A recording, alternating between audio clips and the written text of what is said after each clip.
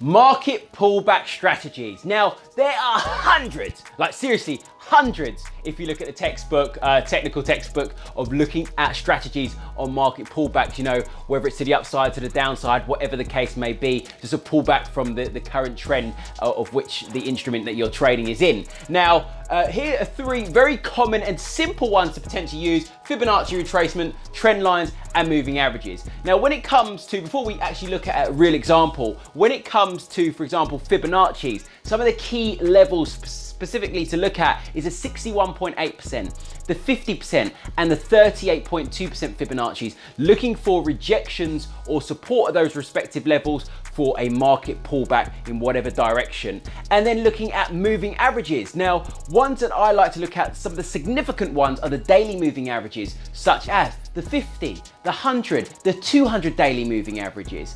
And then also just simply using support and resistance lines as potential areas for pullback. So these are market pullback strategies. As I say, Fibonacci retracement looking out for 61.8, 50%, and a 38.2%. Trend lines, support and resistance, and in moving averages. So let's take a look at some real examples here. Next page, please. And now? Now?